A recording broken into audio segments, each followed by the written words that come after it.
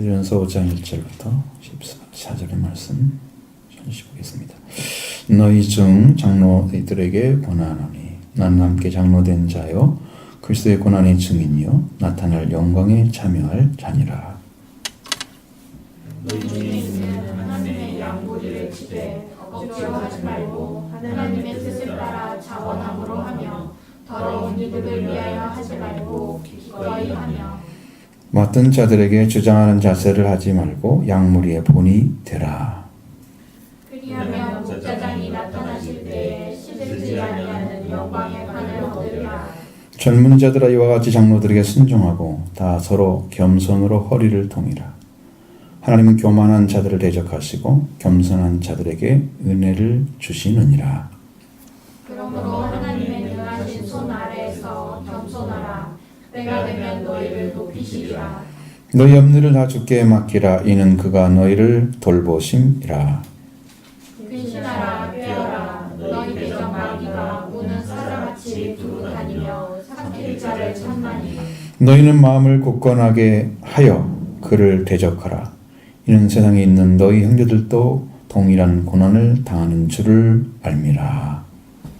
모든 이의 하나님 곧 그리스도 안에서 너희를 부르사 자기의 영원한 영광에 들어가게 하시니가 잠깐 고난을 당한 너희를 친히 온전하게 하시며 굳건하게 하시며 강하게 하시며 털을 견고하게 하시리라.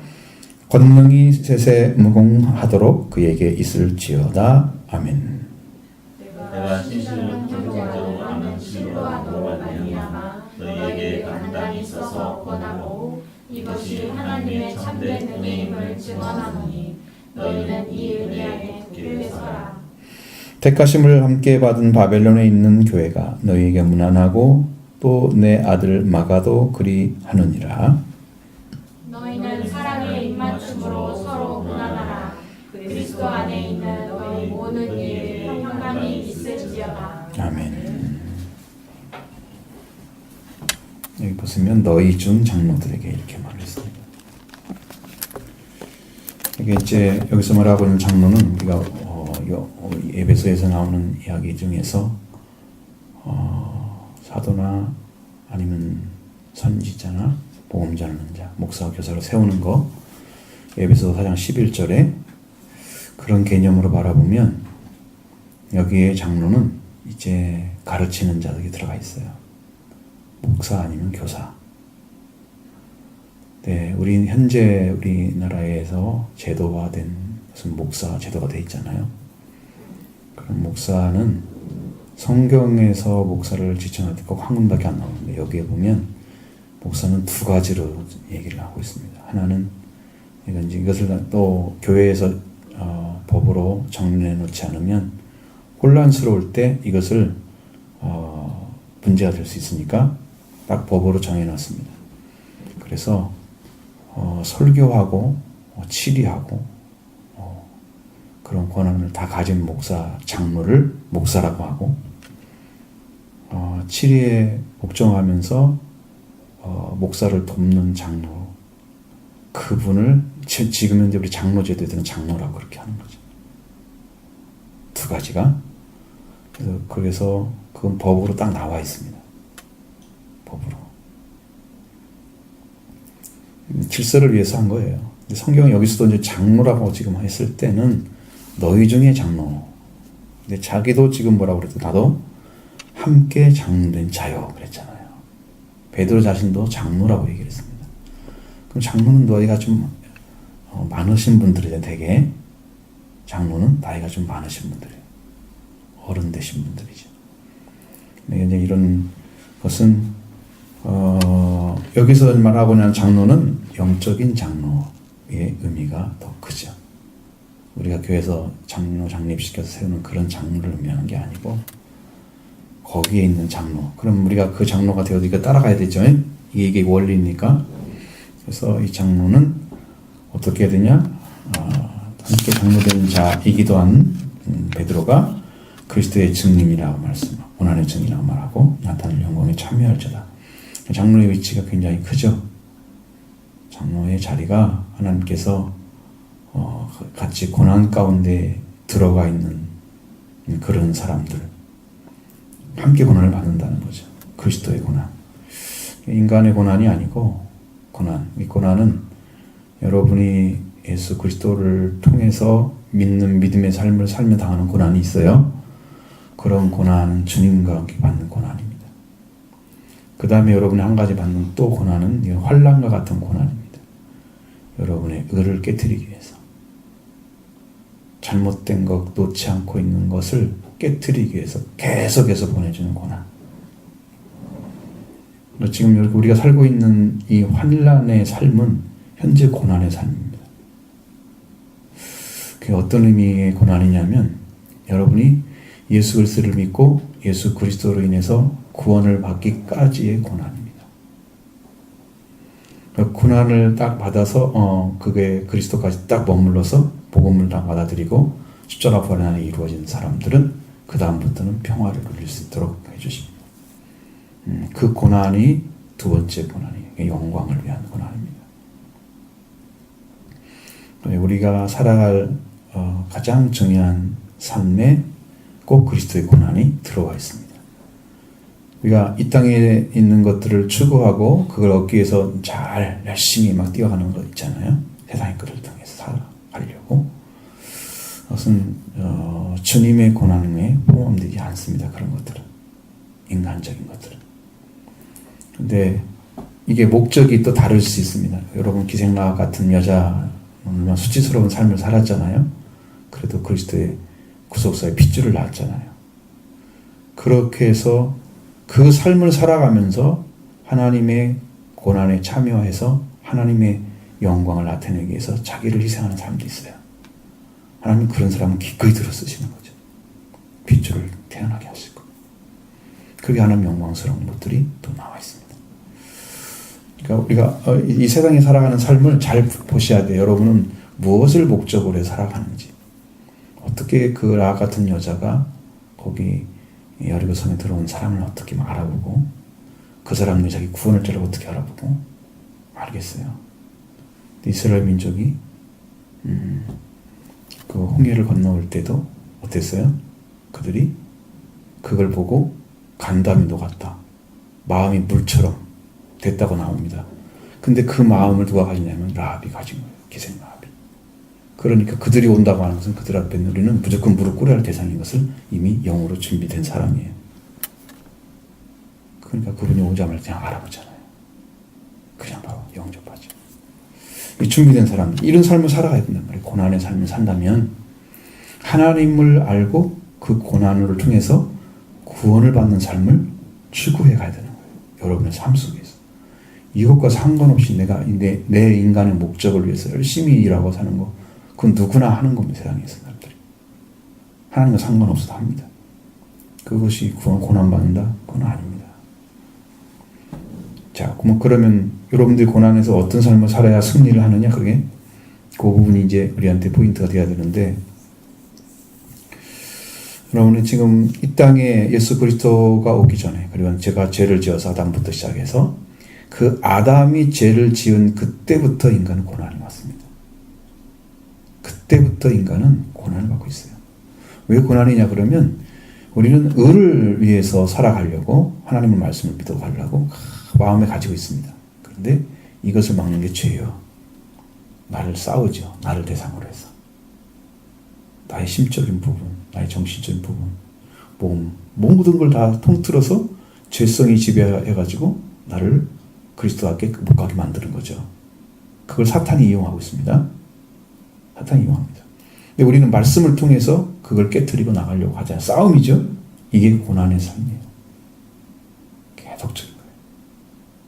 그래서 그것이 이제 끝나면, 그리스도의 십자가 부활을 통해서 완전히 끝나면 그 고난에서 해방되는 거예요. 그 고난의 삶은 끝나고 영광 고난을 받는 거예요. 이제 그때부터는 영광이 이제 하나님 영광을 이제 찾아가는 거예요. 하나님의 영광을 위해서 쓰임받는 그런 영광. 그 고난은 그리스도 함께 고난받는 로마서 8장에 나오고 있는 거, 이 땅에서 우리가 그 영광을 받으려고 하면 그리스도 함께 고난도 받아야 할지니라. 그런 고난이 되는 겁니다. 그 앞에가 진앙이 돼야만이 되는 거죠. 자, 그렇게 고난을 받는 사람이 베드로가 그런 삶을 살았고, 그리고 나타날 영광에 참여할 자라 얘기했습니다. 그러니까 희망이 넘치는 거죠. 그래서 하나님의 영광을 바라보고 그 영광을 위해 살아가는 사람들은 소망이 넘치는 사람들입니다. 신앙이 아주 굳건하게 서 있습니다. 우리 안에 그런 연유를 있고 그걸 찾아가는 삶을 그냥 추구하고 있는 영적인 부분이, 그것이 이루어지면 여러분은 참으로 복을 받은 사람들입니다. 똑같은 삶을 사는데 영광을 만들어가는 삶을 살아요. 영광에 참여할 자로 살아가요. 똑같이 사는 시간은 똑같습니다. 24시간 동일한데 삶의 질이 다른 거죠. 추구하는 질이 다른 거죠. 그러니 얼마나 복된 사람이에요. 똑같이 살아가는데 어떤 사람은 그걸 못 찾으면 안 되잖아요. 우리가 그런 날을 찾아봐야 되고. 그 다음에 너희 중에 있는 양무리를 치되, 자, 양무리를 치는 사람이 목자잖아요. 그러면 여기는 목사라고 할 수 있죠. 여기서 주장하는 것은, 그럼 대부분이 장로들은 목자로 채워집니다. 여기 보면 양무리를 친다는 말을 썼잖아요. 목자, 영적인 목자, 목자장이 또 있잖아요. 그 목자장이 예수 그리스도이십니다. 목자장. 그럼 너희 중에 있는 양무리요, 지금 우리와 함께 있어요. 이를 치는 것은, 양무리를 치는 것은 억지로 하지 말고, 이거 안 하면 안 돼, 이런 식으로 하면 안 된다는 거지. 내가 먹고 살아야 되니까 해, 이것도 안 된다는 거지. 이거 봐요, 이익을 하지 말라 그랬잖아요. 이익을 하지 말라고 써있죠. 더러운 일을 취하는 것도 아니고요. 자원함으로 하라고 그랬어요. 하나님의 뜻을 따라. 그러니까 하나님의 뜻이 딱 있어요. 나한테 하나님께서 알려줘서 이렇게 하라고. 근데 그걸 어떻게 해요? 내가 긍정적으로 수용해서 그걸 받아들여서 하나님 뜻을 따라가는 게 자원하는 거예요. 하나님 뜻은 이런데 내가 안 한다 그러면 하나님 뜻에 반한 거죠. 네? 하나님 뜻은 모르는데 자기가 한다? 이거 어떻게 하는 거예요? 이게 자기가 하는 거예요. 자원함이 아닌, 그것은 성경에 말하는 자원함이 아니에요. 그래서 하나님의 뜻을 따라 자원이 이루어지지 않으면 되는 거예요. 그러려면 이 관계가 어디서 설정이 돼야 되냐면, 여러분 예수 그리스도를 통해서 부름받으면 설정이 됩니다. 어떻게? 하나님의 그 교회로 들어오시는 것 자체도 이미 하나님 뜻 안에 들어있는 건데, 근데 성경에 보세요. 초청받은 자들한테 택함을 받은 자는 적다 그러잖아요. 다 와가지고 교회 왔으니까 다 구원이다 이런 것은 안 나와요, 성경에는. 그러니까 여러분들이 지금 부름 받은 거예요. 초청 받은 거예요. 택감 받아야 되겠죠? 합당한 일꾼이 돼서 그래야만이 주님이 원하시는 복을 받아요. 그래서 억지로 하면 안 된다. 그리고 더러운 이득을 위해 하지 말라. 더러운 이득은 자기 사적인 자기 도움을 청하기 위해서 이용하는 거야. 약물을 치는 걸 이용하는 거지. 생계수단이야. 그러려고 목사 되면 하지 말아야죠. 세상에 거지가 돼서 살아도 그렇게 해야죠. 오히려 생계수단으로 적당히 써가지고 이렇게 해서 하나님의 일을 더럽히는 자는 하면 안 되겠죠. 하나님께서 원하시는 것이. 그 다음에 기꺼이 하라고 그랬습니다. 이건 헌신적인 삶을 살아가는 거예요. 기꺼이.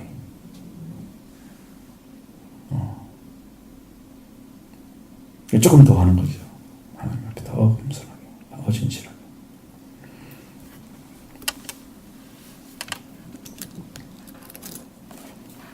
자, 양무리를 치는 방식 중에 이제 여기서 보면 3절에 맡은 자들에게 주장하는 자세를 가지 말라고 그렇게 말씀하시고, 양무리의 본이 되라 하는 거죠. 주장하는 자세는 너 이거 해야 돼 이런 거 있죠. 그러니까 내가 이렇게 살아야 되는 거야 이렇게 가르쳐주고 이 삶을 살아주면 되는 거예요. 이게 사랑하는 거야. 이게 하나님의 사랑이야. 오늘 또 이제 영성 학의 박사 한 분을 만나게 됐어요.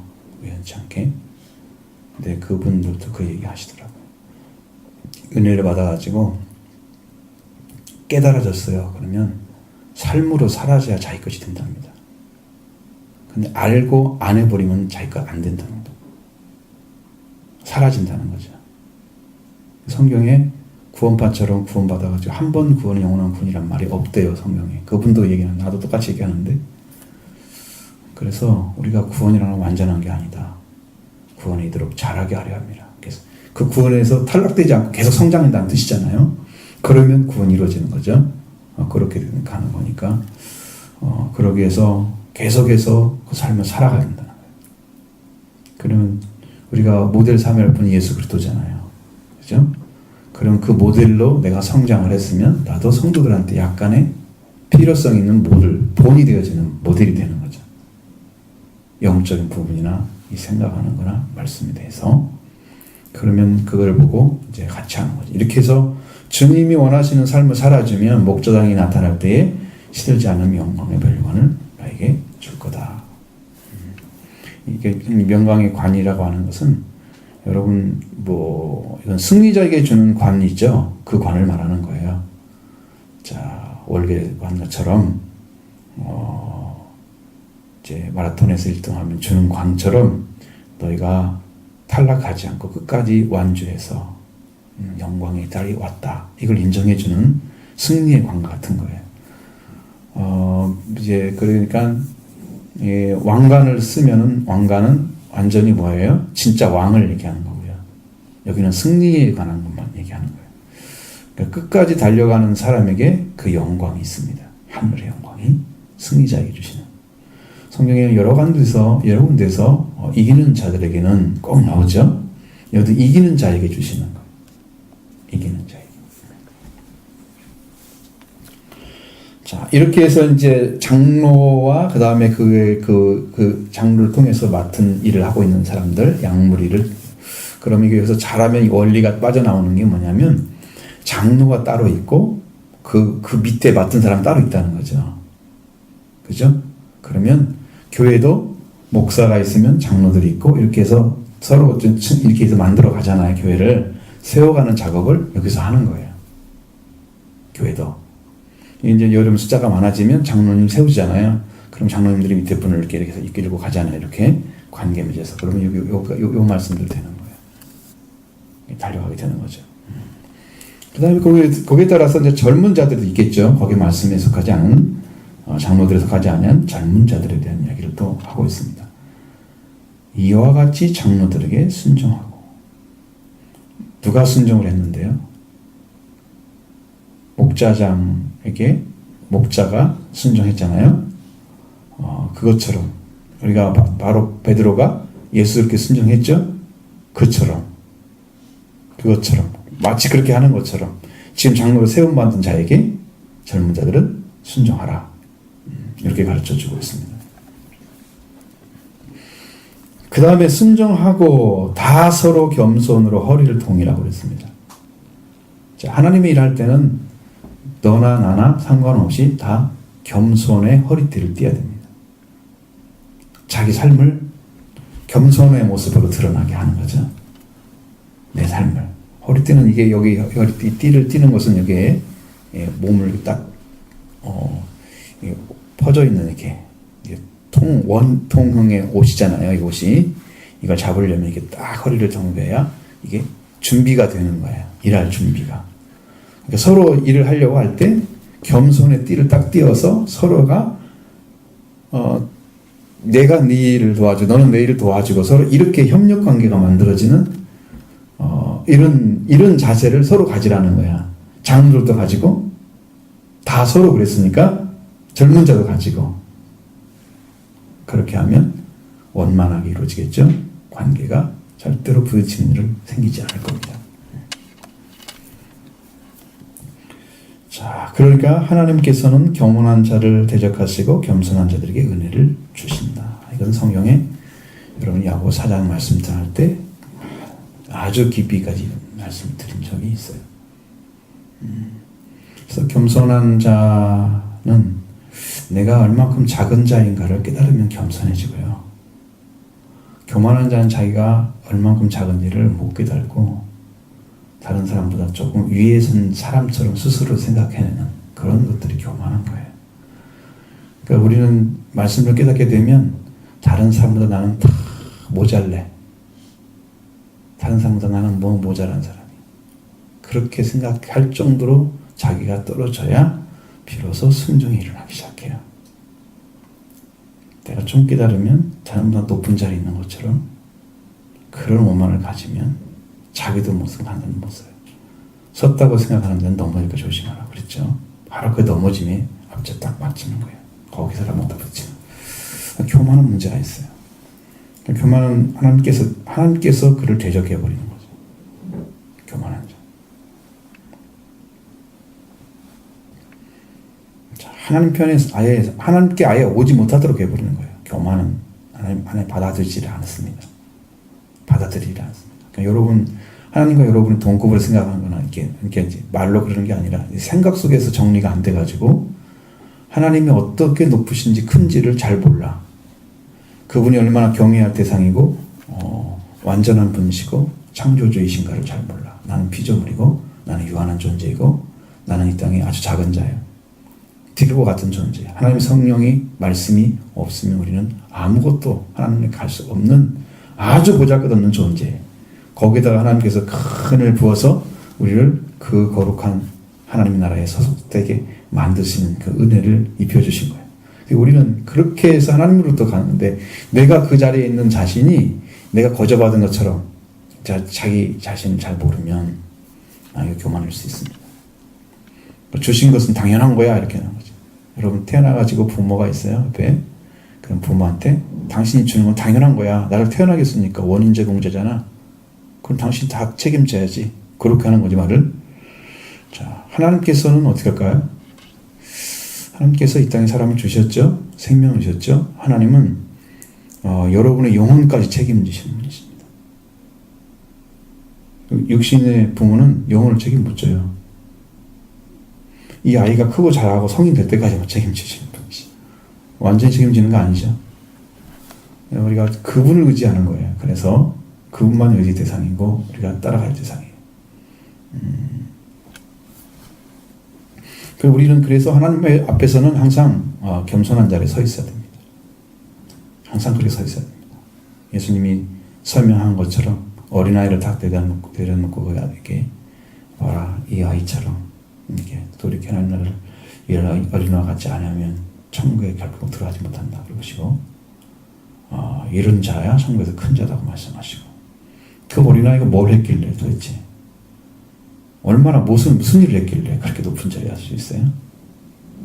천국도 들어가고 그 천국에서 큰 자도 되고 뭘 했길래 얘가 뭘 가지고 있길래 그렇게 돼요? 그 위치를 영적으로 찾으면 여러분도 그렇게 되었습니다. 그렇게 되는 거죠. 나이가 딱 먹잖아요. 그러면 이제 사람들 생각에는 부모님이 없어서 살 수 있어. 이렇게 이제 대단한 성인이 되니까. 커버리면. 그러니까 이 아이는 부모님 없이는 살 수가 없습니다. 그런 자리에 쓴 아이들이에요. 그냥 그 관계 때문에 그렇게 된 거예요. 아이가 예수님 앞에 무슨 와서 재롱을 들거나 어떤 말을 하거나 그게 아니야. 그런 거 전혀 없어. 그냥 그 관계 때문에 그래. 부모님과 아이의 관계 때문에 그게 은혜가 되는 거예요. 그는 부모님이 살 수가 없는 존재. 부모님을 끝까지 자기 옆에 있어야만 되는 존재로. 그러니까 여러분도 하나님이 예수님을 보내셔서 여러분을 구원을 시키는데 그 하나님의 은혜와 사랑이 없이는 살 수가 없는 존재가 되어지면 여러분이 구원을 받게 되는 거예요. 거기에 목마른 사람들.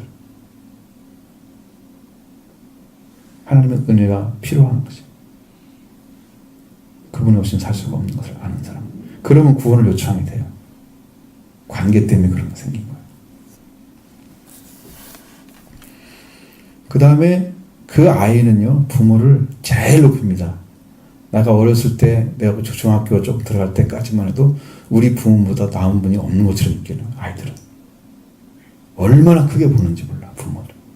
내가 나중에 키가 좀 커다 보니까 어머니를 능가하더라고. 그러니까 어머니 조그만하네. 너보다 어린아이 때 생각을 했어요. 그 중학교 때 딱 들어가면서. 작네, 키가. 별로 안 크네. 많이 큰 것처럼 느껴지죠. 그러니까 정신적인 몸이 크니까.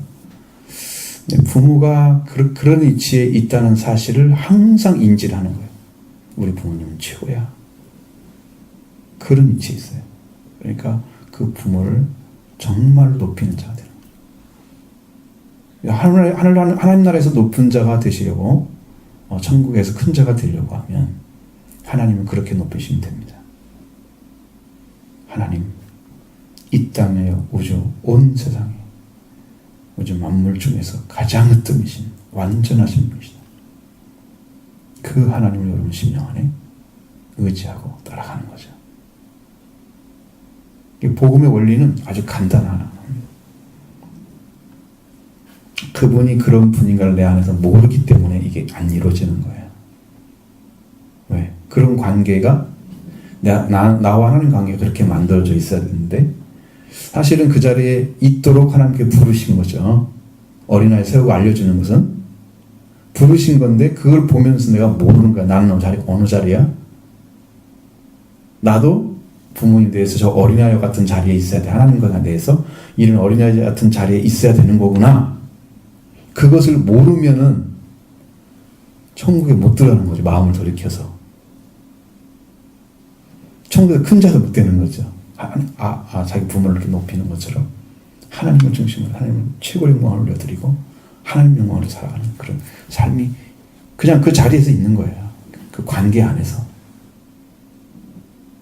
복 받는 것은 관계 안에서 이루어질 때 복을 받습니다. 이 관계를 만들어 줬는데 이걸 이해 못하면 이것은 진리를 모르는 거예요. 진리. 이 관계가 진리예요. 이게 옳은 것이고 이게 선한 것이고 이게 완전한 거예요. 하나님이 우리 아버지라는 것을 알게 되면 이게 진리를 깨달은 사람이에요. 예수님 나의 구절을 아는 사람은 진리를 깨달은 사람. 그 진리가 온 거죠. 그게 요즘. 자, 그러므로 하나님이 능하신 선 아래에서 겸손하라. 때가 되면 너희를 높이라고 말씀하고 있습니다. 그래서 우리는 낮아져야 되는 거예요. 겸손해야 되는 거예요. 왜? 겸손이 완전하지 않으면 하나님 높일 수가 없어요. 겸손이 이루어진 사람들. 그분이 가진 능력을, 권세를 인정하는 분들. 그분 한 분으로 인해서 구원이 완성되고 인류가 지금 살아가고 있는 거예요. 모든 삶이. 하나님 한 분으로 인해서 지금 다 이루어진 거예요. 그러니까 그 능하신 손 능력을 말하잖아요. 권세. 그분 앞에서 겸손한 자리에 서 있어야만 되는 것이 우리 자리야 원래. 교만이 원래 우리 자리가 아니에요. 타락한 상태에서 우리 자리예요. 그게. 겸손은 원래 타락하기 이전에 우리 자리예요. 그 크신 분 앞에 이렇게 엎드려서 내려놓으면 겸손이 이루어지면 이제 우리를 높여주는 거죠. 여러분 안에 겸손이. 내가 높을래야 높을 수가 없는 존재인 걸 깨달은 사람. 너무 보잘것없는 나를 알아버렸는지 나는 어떤 자리에서도 높아질 수 없다는 사실을 알잖아요. 겸손한 자예요. 그렇게 서 있는 사람 하나님께 때가 되면 높이실 거예요. 왜? 그런 사람은 높여도 교만해지지가 않아요. 그 자리를 지킬 거예요. 너희 염려를 다 주께 맡기라. 너희가 그가 너를 돌보심이라. 우리가 생각하고 걱정하는 것은 다 하나님 편에서 보지 못하기 때문에 그렇게 걱정이 하고 하나님께서 우리를 보시는 눈을 가지고 보면 무엇을 먼저 구해야 되지 이걸 먼저 깨닫게 되는 거지 염려가 걱정이 먼저 오는 게 아니거든요. 근데 반대편에 서 있는 거예요. 대부분 하나님께서 뭘 우리에게 원하시는가에 대해 알기 이전에 내가 보는 눈으로 벌써 염려 걱정을 하고 있어. 내가 보는 눈으로. 그러니까 염려를 맡기려고 하면 어떻게 해야 돼요? 하나님이 어떤 만한 크신가를 여러분이 믿으면 맡길 수 있습니다. 그분이 크심을 못 믿으면 못 맡깁니다. 저분이 어떻게 뭘 해줘? 그냥 일반적으로 내가 걱정 근심하고 있지. 하나님은 한다는 사실을 믿어드리지 않잖아. 그러니까 맡기지 않죠? 여기에서 딱 걸려있어. 다 그렇게 믿음으로 들어가는 게 밖에 없어요. 믿음으로 들어갔을 때만 이게 가능하지는 거죠. 나를 맡길 수 있습니다. 하나님 맡깁니다. 의탁합니다. 하나님은 어떤 분이나 압니다. 아버지 행해 주옵소서. 의지하는 이렇게 고백하고 들어가는데 이걸 믿지 않으면 막 믿음이 없는 거야. 그 다음에 이제 마귀에 대한 얘기를 합니다. 근신하여 깨어라. 정신을 차리라는 거죠. 정신을 차려 깨어 있으라는 거죠. 너희 대적 마귀는 우는 사자와 같이 두루다니며 삼킬 자는 왜 울고 있어요? 사자는 음식을 찾을 때 웁니다. 먹으려고 그러면 잡으려고 위협감을 주는 거죠. 야, 우는 사자라는 것은 먹잇감을 잡고 있는 존재와 같다. 마귀는 어떻게든 잡아서 삼켜버릴 자를 찾는다. 여러분 이게 이제 먹고 배가 부셔서 그냥 갈게에 찢어서 그냥 없애버리는 거냐는 거예요. 지금 여기는 그렇게 완전하게 그냥 제거해버리는 걸 말하는 거예요. 삼킨다고 하는 것은 그냥 잡아가지고 먹어서 깨물어져서 다 깨져버린 상태를 말하는 거예요. 그러니까 그 마귀는 그걸 요구를 하는 거예요. 그걸 찾아다니는 거예요. 근데 우리가 대적이야 그게. 싸움이 항상 있습니다. 그래서 너희는 믿음을 굳건하게 하여 그를 대적하라고 말씀하고 있죠. 그럼 우리가 마귀를 대적할 수 있는 것은 세상을 이긴 이김이 무엇이에요? 우리의 믿음이니라. 그러니까 믿음을 가진 자는 하나님의 보내신 자 예수님이 그리스도임을 믿는 것, 그리고 하나님을 믿는 것, 하나님이심을 믿는 것, 하나님의 아들인 걸 믿는 것. 그걸 가지고 있는 그 믿음을 가진 사람은 세상을 이기고 죄를 이깁니다. 이기는 자가 되는 거예요. 그게 뭐냐? 그 원리가 믿음이에요. 그걸 믿는 거예요. 그래서 예수 그리스도가 하나님의 아들이 그리스도인 것을 믿어지는 사람이 죄를 이길 수 있어요. 대적할 수 있어요. 마귀를 대적합니다. 그러니까 믿음이 굳건해진다는 것은 관계가 완전해진다는 의미입니다. 예수 그리스도 믿는 게 희미해. 나를 구원해 주신 분에 대해서 잘 희미해. 그럼 왜 그게 희미해질까? 희미하게 하지 않는 방식과 희미해지는 방식은 두 가지가 있습니다.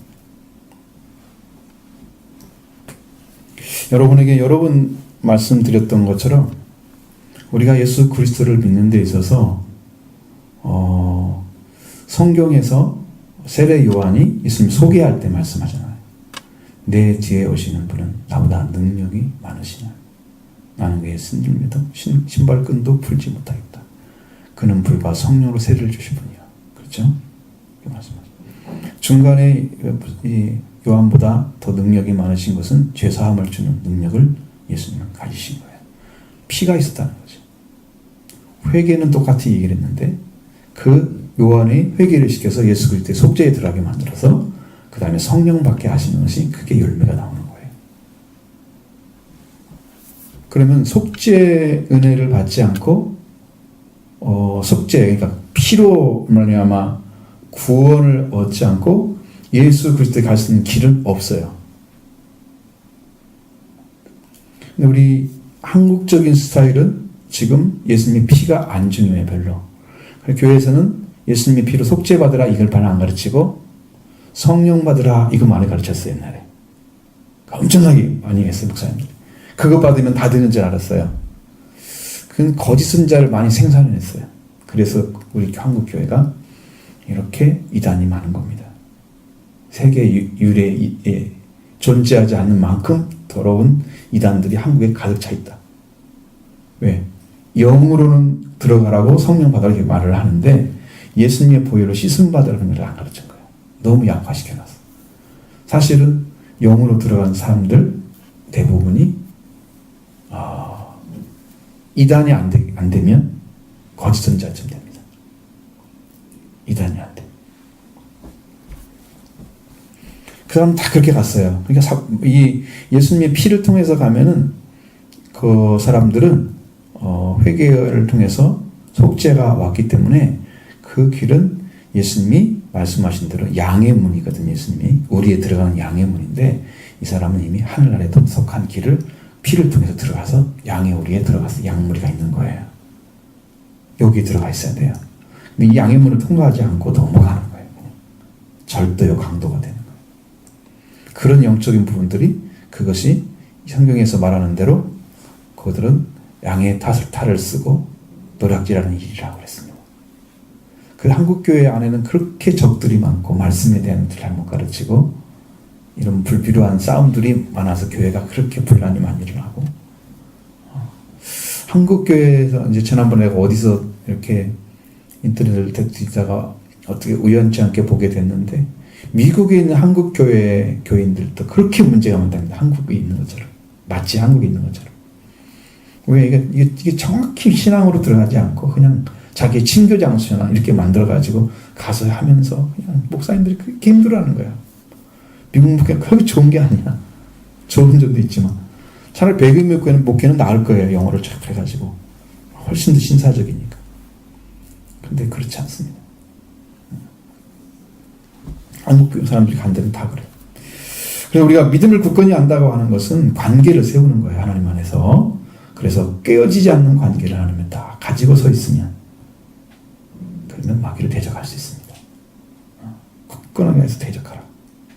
그리고 우리 세상에서 동일한 사람들이 다 고난을 받고 있는 고난은 이제 죄를 갖다 주는 마귀로부터 오는 거죠. 죽음을 갖다 주는 마귀로부터 오는 거죠. 지금 마귀가 다 갖다 준 거예요. 여러분 처음부터 마귀가 범죄했다고 그랬잖아요. 하나님의 말씀을 처음부터 안 들어가지고 쫓겨난 존재가 마귀예요. 처음부터 범죄한 존재예요. 그러니까 걔는 시작하면 죄밖에 안 나오는 거예요. 응? 아무리 선하게 하자니 죄밖에 안 나오는 거고 열매를 맺어봤자 사망밖에 안 나오는 거예요. 그러니까 마귀는 무조건 우리하고는 적이 되는 거예요. 우리를 죽여서 멸망시키려고 하는 존재이기 때문에. 그래서 우리는 그를 이기기 위해서 세상에 많은 성도들이 동일하게 고난을 당하는데 바로 이 죄 때문에 죄를 받아주는 마귀 때문에 당하는 것입니다. 그럼 대적하는 자리에서 여러분 믿음 가지시기 바랍니다. 예수님 어떤 분인가를 믿는 믿음. 예수님의 속죄와 부활을 믿는 믿음. 내 안에 이루어진 것을 믿는 믿음. 나를 완전히 구원하신 하나님을 믿는 믿음. 자, 10절입니다. 모든 은혜의 하나님 곧 그리스도 안에서 너희를 부르사 자기의 영원한 영광에 들어가신 이가 모든 은혜의 하나님이 바로 이분이라는 말이죠. 그리스도를 안에서 너희를 부르사 자기의 영원한 영광에 들어가게 하신 이분이 하나님이죠. 그분이 잠깐 고난을 당한 너희를 친히 온전하게 하시며 여러분 이제 태어날 때도 고난 받거나 뭐 그런 사람 꽤 적잖아요. 신앙생활을 하는데 이제 어느 시기가 돼서 우리는 잘 경험하기 어려운 일이지만 당시 로마 시대에는 그리스도를 믿는 자를 박해하는 시대였기 때문에 이 아이가 어렸을 때는 그걸 몰랐지만 크다 보니까 어느 순간에 고난이구나 이게 우리를 박해하고 있구나 우리 쫓겨다니는 존재구나 알게 되죠.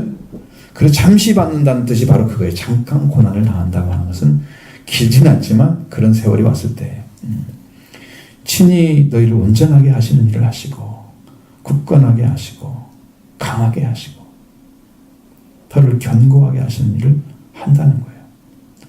고난을 당하면서 그것이 이루어진다는 거예요. 그런 것들이.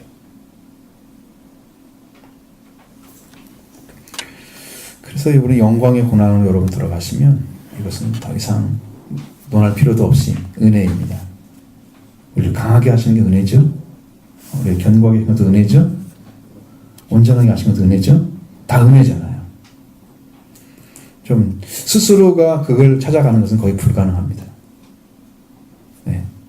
그렇게 하려면 여러분 정말 열정 가진 정말 뜨거운 믿음으로 항상 살아가는 사람 그런 사람 외에는 그게 가질 수가 없어요. 사람들은 다 환경에 지우받죠. 거의 대부분이. 그 어려운 환경을 딱 주었을 때 어떻게 헤쳐나가야 되지 하나님 나를 도와주세요. 기도하겠죠. 그래서 고난이 오게 되는 거예요. 자, 박해가 왔어요. 내가 어떻게 해서 믿어야 돼? 이 상황에서도 나를 구원해 도우시는 하나님을 의지합니다. 싸워야죠. 고난 받는 거예요. 근데 그렇게 하면서 내가 온전해지는 거, 더 강해지는 거, 견고해지는 거, 굳건해지는 거 이렇게 되는 거죠. 그걸 때문에 그러니까 그게 은혜인 거죠. 그래서 10절에 처음에 모든 은혜의 하나님이라고 이야기를 해놨어요. 모든 은혜의 하나님. 그분 한 분으로 해서 이제 우리가 그렇게 영적인 것들이 다 강화되는 거죠. 세워지는 거죠. 그러니까 여러분을 튼튼하게 건강하게 더 강하게 만드시는 그 하나님의 은혜가 여러분에게는 그때 받는 잠깐의 고난은 힘들지만, 순간에 힘들지만, 그러나 여러분을 그렇게 만들어주시면 여러분 그게 은혜입니다. 고난은 나에게 은혜가 되는 거죠. 힘든 상황이 은혜가 되는 거죠. 자, 인사 말씀하고요. 그 다음에 그 뒤에 이야기는 내가 신실한 형제로 아는 신뢰하노가 말미암아 너희에게 연단을 권하고 서도 권하고 이것이 하나님 은혜 참된 은혜임을 증언하니 너희는 이 은혜에 굳게 서라. 지금 베드로를 통해서 증언했던 말씀에 서라는 거죠. 굳게 서라는 거예요. 이게 지금 하나님의 참된 은혜임을 증언한다. 자, 무난한 것에서 택하심을 받은 고엘론 교회와 바벨론에 있는 교회가 너희에게 무난하고 내 아들 마가도 무난하니라. 바나바의 이제 생질이잖아요, 마가. 그런데 이제 베드로의 뭐가 됐어요? 영적인 아들이 된 거죠. 자, 너희는 사랑의 입맞춤으로 서로 분한하라. 이건 영적 관계를 회복하라는 얘기입니다. 좋은 관계 만들어가야 돼요. 여러분 다 하나가 되어져야 됩니다. 자, 그리스도 안에 있는 분에게 평안이 있을지어다. 인사말이죠. 자, 우리에게 이제 주시는 말씀들은 이렇게 하나의 영적 관계를 회복한 그런 자들을 삶을 이야기해 놨습니다. 장로들은 삶을 어떻게 살아줘야 되고, 젊은 자들은 어떻게 살아줘야 되고, 그렇죠? 그래서 우리가 가장 큰 싸움이 마귀와 싸움입니다. 여러분 말도 못해요. 그것은 마귀가 어떻게든 우리를 믿는 자라도 넘어뜨려서 삼킬 자를 찾는 것처럼 진짜 죽이려고 합니다. 여러분 그런 쫓김을 안 받아봤으니 아직 잘 모르잖아요.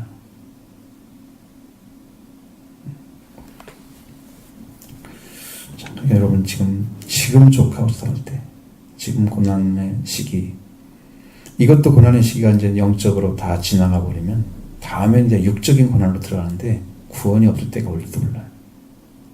왜 구원을 없을 때가 올지 모르냐 그러면 이제는 말씀을 전해주는 사람이 사라집니다. 기름 부은 자가 끊어질 때가 올 것이다. 그러면 지금 은혜를 조금 경험한 사람들은 이제 큰일 났네. 말씀 전하는 사람이 없네.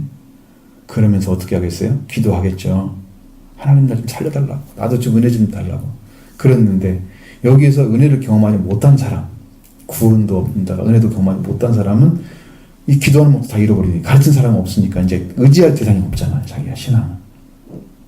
이 사람은 어떻게 될지는 난 장담할 수가 없다. 진짜 이건 위험한 존재가 되는 거예요. 마귀가 삼켜버릴 수도 있어요. 마지막 때. 네, 여러분 지금 은혜를 경험해가면서 빨리 들어오시기 바랍니다. 하나님은 너무나 급하신데 여러분은 너무 느슨한 것 같아요. 하나님이 때를 가르쳐주면 그 종의 말을 들으셔야 됩니다. 때에 합당한 음식을 배달해주고 그 말씀을 전해주는 그 사람이 살아있는 종입니다. 지혜로운 종입니다. 충성된 종입니다. 그냥 여러분한테 평안하다, 잘됐다, 잘하라 그러면서 좋은 것만 얘기해주는 종은 이게 가짜 종입니다. 세워질 수가 없죠. 자, 오늘 시간에 여러분 이 마음을 가지고 진실하게 믿고 의지하며 여러분의 은혜의 하나님께 부탁해서 여러분도 강해지고 건강해지고 견고해지고 우리가 온전해지는 그런 믿음 보내 들어오길 원합니다.